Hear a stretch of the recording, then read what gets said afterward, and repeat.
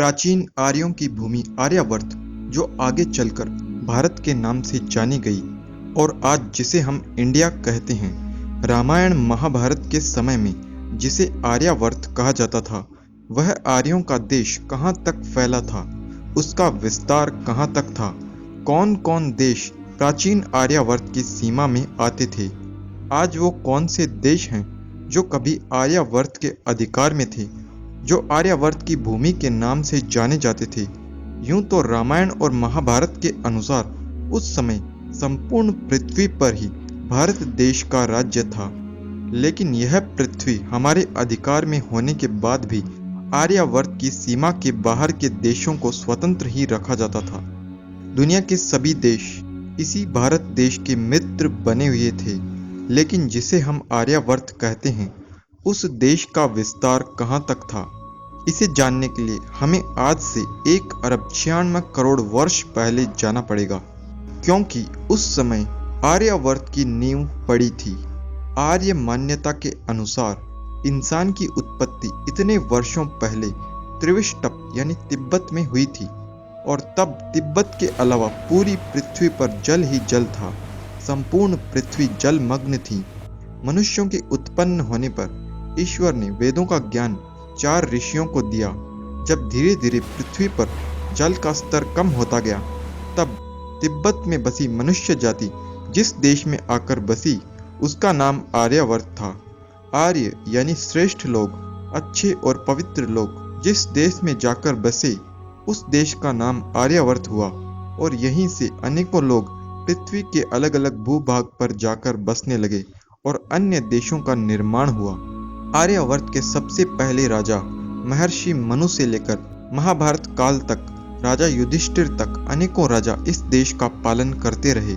महाभारत के युद्ध के बाद ही यह देश अनेकों भागों में बंट गया और आर्यावर्त कहीं खो गया।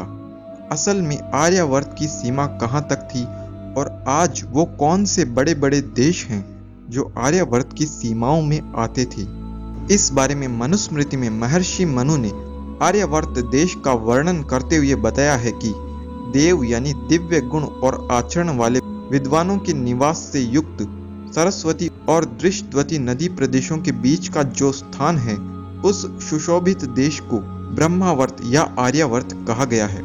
इसे आगे एक्सप्लेन करते हुए ऋषि दयानंद ने लिखा है, उत्तर में हिमालय, दक्षिण में विंध्याचल, पश्चिम में अटक नदी और पूर्व में दृष्टवती नदी, जो नेपाल के पूर्व भाग के पहाड़ से निकलकर बंगाल के आसाम के पूर्व और ब्रह्मा के पश्चिम और होकर दक्षिण के समुद्र में मिलती है, जिसे ब्रह्मपुत्र नदी कहा जाता है, जो कि उत्तर के पहाड़ों से निकलकर दक्षिण के समुद्र की खाड़ी में मिलती है। यानी इन नदियों की सीमाओं और इनके बीच का प्रदेश आर्यावर्त था। इस वर्णन के अनुसार दक्षिण दिशा के पश्चिमी और पूर्वी समुद्र के बीच का क्षेत्र आर्यावर्त की सीमा में आता था, यानी कि श्रीलंका भी हमारी सीमा में था। वहीं उत्तर में नेपाल, तिब्बत और चीन देश भी आर्यावर्त की सीमा में थे। उत्तर में पश्चिमी देशों में अफगानिस्तान और ईरान भी आर्यावर्त की सीमा में आते थे, और उत्तर पूर्वी दिशा में बर्मा तक आर्यावर्त देश बसा था। इस तरह आज के अफगानिस्तान, ईरान, चीन और श्रीलंका, कजाकिस्तान जैसे देश भी आर्यावर्त देश की सीमा में थे।